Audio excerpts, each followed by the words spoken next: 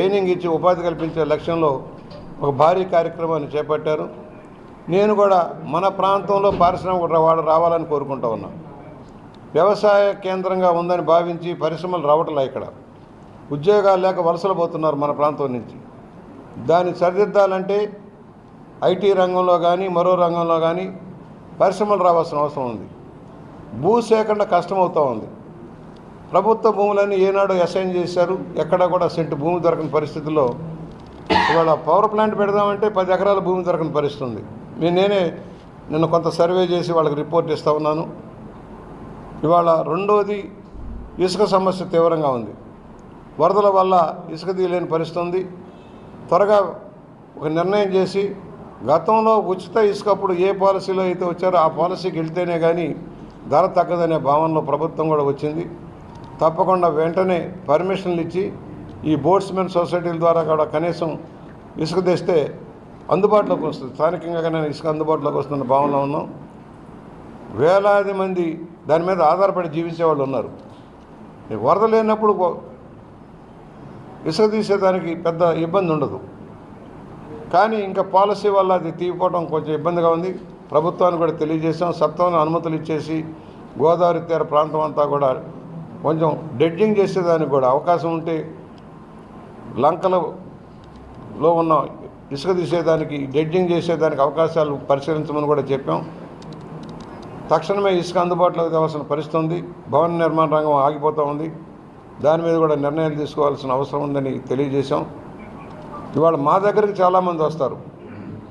సొసైటీలు చాలామంది దాదాపుగా 60-70 మంది మా దగ్గరకు వచ్చి సొసైటీలు నేను ఒకటే చెప్పా, మీకు సొంత పడవలు ఉండాలి, దాని మీద ఆధారపడి ఉండాలి, వ్యాపారంగా రావద్దు, వ్యాపారంగా చెప్పేదానికి అవకాశం లేదు. కలెక్టర్ గారు కూడా ఏం చెప్పంటే వ్యాపారాత్మకంగా వచ్చేవాళ్ళు అక్కర్లేదు, ఎవరైతే ఆ వృత్తి మీద ఆధారపడి సొంత పడవలు సొంత ఎక్విప్మెంట్ ఉండి ఆ పని చేసే వాళ్ళు మాత్రం ఇవ్వండి అని మేము రిక్వెస్ట్ చేసాం.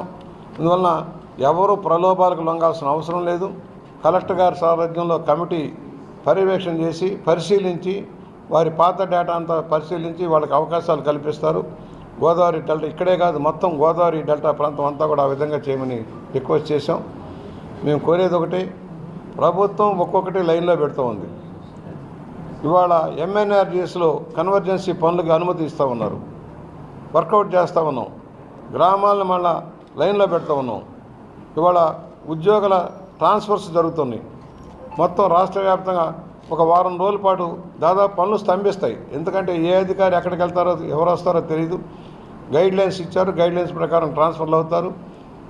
ఒక వారం రోజులు ఇది కంప్లీట్ చేసి మళ్ళీ యంత్రాంగం అంతా కదలక తెచ్చుకొని ముఖ్యంగా స్థానిక సంస్థలని చైతన్యవంతం చేయాల్సిన పరిస్థితి ఉంది. స్థానిక సంస్థలు చైతన్యం చేయడం కోసం ఎంఎన్ఆర్జీసీ కన్వర్జెన్సీ పనులు కానీ దానికి అడ్డంకులు ఉన్నాయి. పాత బాకీలు పెండింగ్లో ఉన్నాయి. ఇంకా కొంతమంది అధికారులు పాత వాసన నుంచి బయటపడలా. రాష్ట్ర వ్యాప్తంగా పాత వాసన నుంచి బయటపడిన అధికారుల వల్ల కూడా సమస్యలు ఉత్పన్నమవుతున్నాయి. దాన్ని కూడా మేము చెక్ చేసుకోవాల్సిన అవసరం ఉంది. నిబద్ధతతో పనిచేసే కార్యకర్తకి గౌరవం రావాల్సిన అవసరం ఉంది. ఎవరైతే పార్టీని నమ్ముకొని అంకితభావంతో పనిచేశారో వారు ఆశిస్తారు ఏదో ఒకటి, తమకు ఉపాధి కావాలనో ఒక గూడు కావాలని కోరుకుంటారు. వాళ్ళకి చేయడంలో తప్పులేదు. అందరికీ చేసినట్టే కార్యకర్తకు కూడా మనం న్యాయం చేస్తున్న పరిస్థితులు ఉన్నాం. లక్షలాది మంది కార్యకర్తల బలమే తెలుగుదేశానికి అండ కనుక కార్యకర్తలు విస్మరించడానికి వీల్లేదని మేము భావిస్తూ ఉన్నాం. అందుకనే త్వరలో సభ్యత్వ నమోదుతో పాటు వారికి ఏ కార్యక్రమాలు అమలు చేయాలనే దాని మీద కూడా లోకేష్ గారి సారథ్యంలో ఒక కమిటీ వర్కౌట్ చేస్తుంది.